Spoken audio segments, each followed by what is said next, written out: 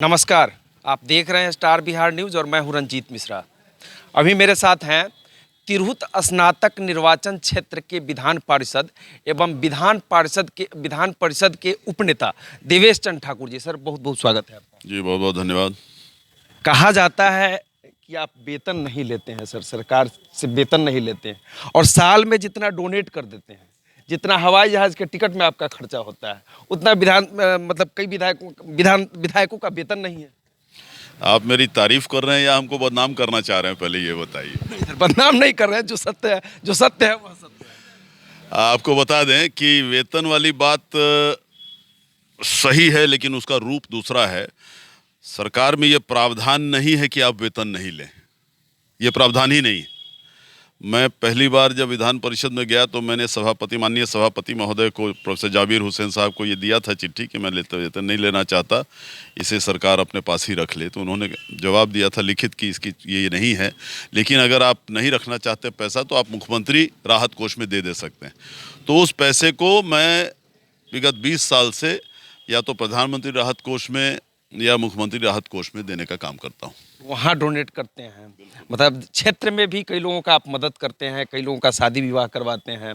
कहा जाता है कि मतलब सीतामढ़ी, शिवहर, मतलब कई जिलों में जितना आप डोनेट करते हैं। 4 जिले का मेरा क्षेत्र है।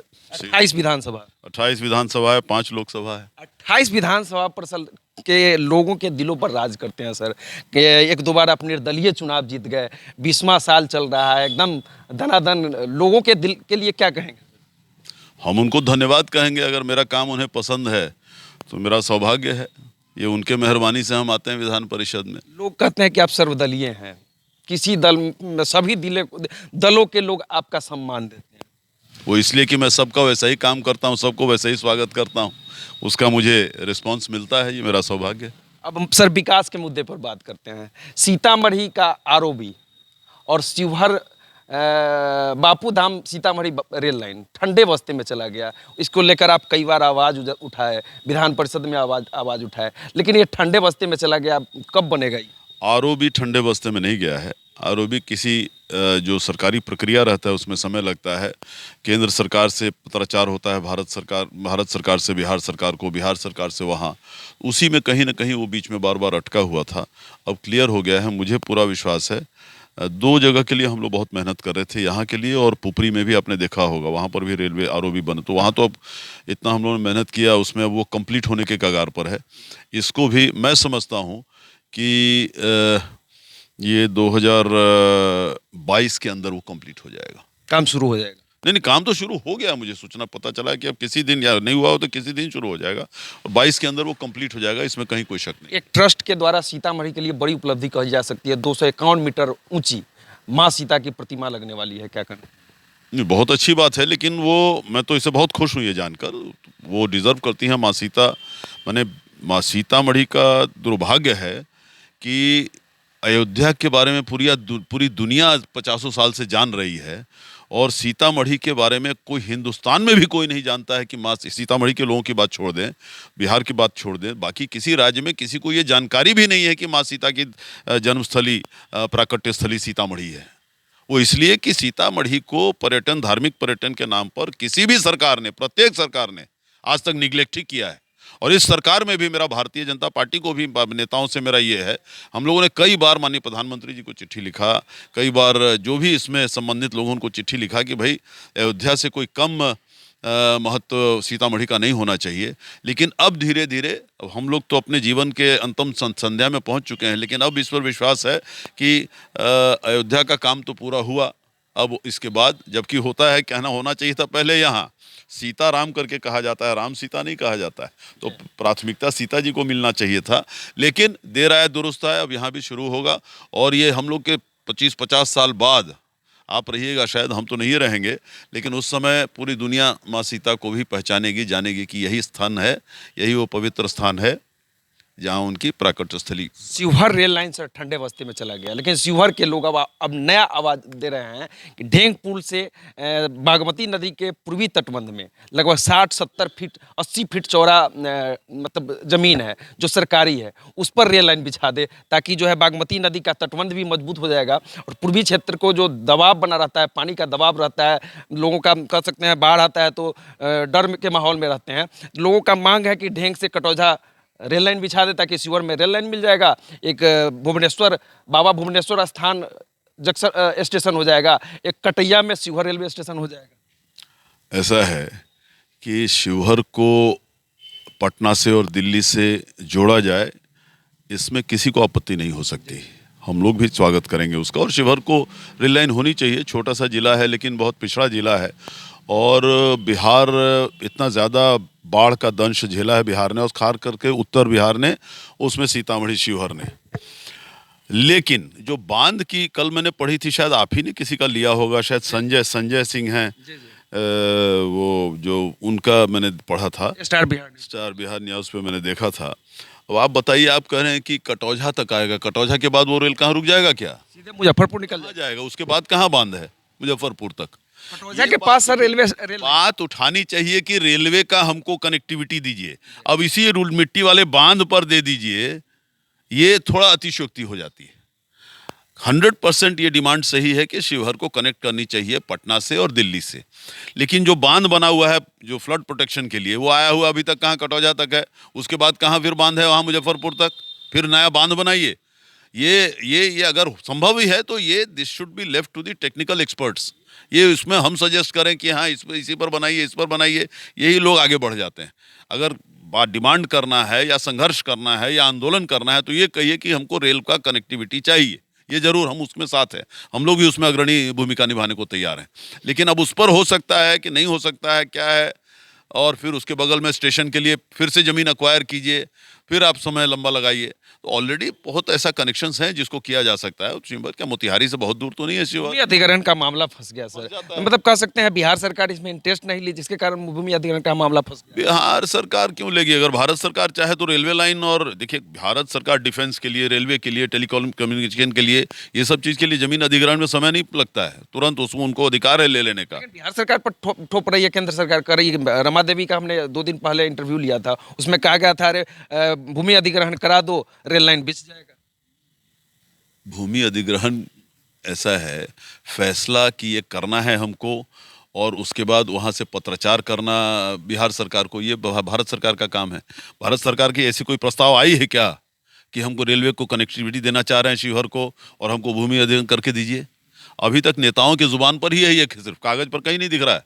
जिस दिन वो कागज पर आ जाएगा, वो मैं समझता हूँ उसमें कोई भूमि अधिग्रहण में समय नहीं लगेगी। सर यूपी में चुनाव है, विधानसभा का चुनाव चल रहा है, और वहाँ पर जय परशुराम ब्राह्मण समाज को मनाने के लिए समाजवादी पार्टी हो चाहे भाजपा हो, सभी लगी हुई है। लेकिन बिहार में भगवान परशुराम का कोई नाम नहीं लेता है। यहाँ के ब्राह्मण नेता उतना मतलब कह सकते हैं लोगों पर चढ़ नहीं पाते हैं। हम समझ ब्राह्मण समाज कह सकते हैं उपेक्षित है बिहार में, जबकि सवर्ण में सबसे ज्यादा ब्राह्मणों की संख्या है। आप भी ब्राह्मण समाज से आते हैं, क्या कहना चाहेंगे? देखिए, मैं अपने आप को जात के दायरे में नहीं बांध के रखा हूँ, लेकिन ये बंद नहीं है सर। नहीं, मैं बता रहा हूँ, मैं अपने आप को जात के दायरे में, अब ये तो मैं अगर ब्राह्मण कुल में पैदा हुआ हूँ तो हूँ, इसका मुझे गर्व भी है और स्वाभिमान भी है, उसमें कोई दिक्कत नहीं है। लेकिन हम किसी से ऊपर हैं और किसी से ज़्यादा हैं और किसी से अच्छे समाज के हैं, ये मैं नहीं मानता। आदमी किसी समाज का हो, हमसे 100 गुना अच्छा हो सकता है, नंबर 1। दूसरी बात कि उपेक्षित है, ऐसा मैं नहीं मानता। उपेक्षित आदमी में जिसमें हुनर होता है, हुनर आदमी में होता है, समाज में नहीं होता। ये गलतफहमी है कि दिमाग वाले ब्राह्मण रहते हैं, जो दिमाग नहीं है कोई और रहते हैं, ऐसा कुछ नहीं।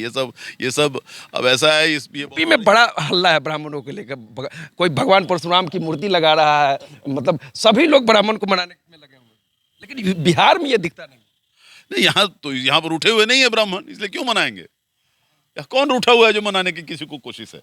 यहाँ रूठे कहाँ हैं हम लोग? हम लोगों को नीतीश कुमार, सभी पूरे बिहार में नीतीश कुमार ने सभी समाज के लिए सबका अच्छा काम किया है, इसलिए कोई सवाल नहीं। लेकिन कहा जाता है सर कि महागठबंधन हो चाहे एनडीए हो, बिहार में ब्राह्मणों का टिकट ही काट देती है। राघव शरण पांडे का टिकट कट गया, सतीश चंद्र दुबे का टिकट कट गया। भाजपा वाले ही टिकट काट दिए।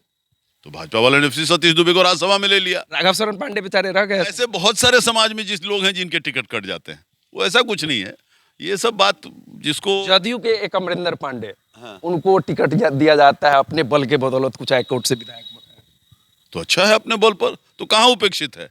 इसका मतलब है ब्राह्मण अपने बल पर जिंदा है, खड़ा रह सकता है, तो अच्छी बात है ना। देवेश चंद्र ठाकुर को कभी टिकट की जरूरत रही है क्या? नहीं, आप तो सब फिर आप तो हो गया, ऐसा ही जीत जाते हो हैं। गया तो फिर लोगों के दिल में। लेकिन नीतीश कुमार अच्छा काम कर रहे हैं, इसलिए हम लोग उनके साथ हैं, और जब तक अच्छा काम करेंगे हम लोग उनके साथ रहेंगे, इसमें कहीं कोई शक नहीं।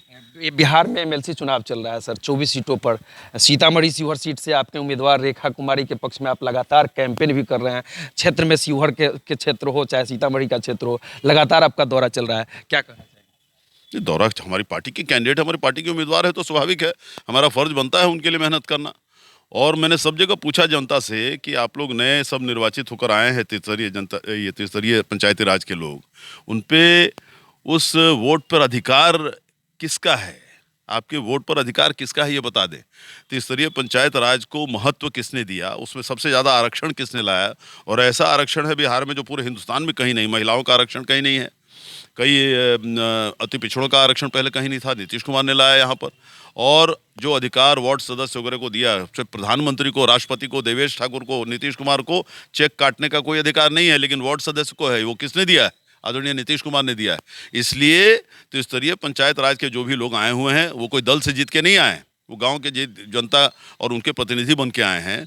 इसलिए मेरा कहना है कि उनके वोट पर अगर सही में सबसे पहला अधिकार है, सबसे ज़्यादा अधिकार है, तो आदरणीय नीतीश कुमार का है और जनता दल यू का है। यही अपील हम सब जगह करते हैं। और उम्मीदवार का जहाँ तक सवाल है, हमारे उम्मीदवार बहुत सोबर हैं, सभ्य हैं, उसमें कहीं कोई दिक्कत नहीं, कोई कमी नहीं है उनमें। और महिला है, महिला सशक्तिकरण की बात किया जाए तो महिला उम्मीदवार हैं, और क्या चाहिए? हम तो जीत रहे हैं सीतामढ़ी से। और माँ सीता की धरती है, माँ सीता की धरती पर महिला को अगर वोट नहीं मिले तो किसको मिलना चाहिए? मैं जानना चाहूंगा आपसे, आप भी बताइए। मतलब जीत रही हैं आप? अगर महिला होती तो किसको वोट देते, बताइए आप।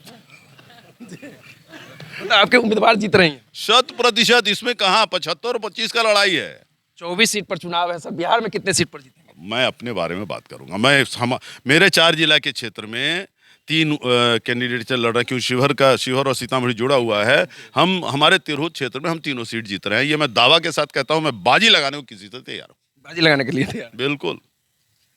तो ये थे हमारे साथ तिरहुत स्नातक निर्वाचन क्षेत्र के विधान पार्षद एवं विधान परिषद के उपनेता देवेश चंद्र ठाकुर जी। सर, हमसे जुड़ने के लिए बहुत बहुत धन्यवाद। बहुत बहुत धन्यवाद, आपका भी बहुत बहुत धन्यवाद। तो इस वीडियो पर आपकी क्या राय है, अपनी राय जरूर दीजिएगा। इस वीडियो को यूट्यूब के माध्यम से देख रहे हैं तो चैनल को सब्सक्राइब कीजिएगा, फेसबुक के माध्यम से देख रहे हैं तो पेज को लाइक कीजिएगा। बहुत बहुत धन्यवाद।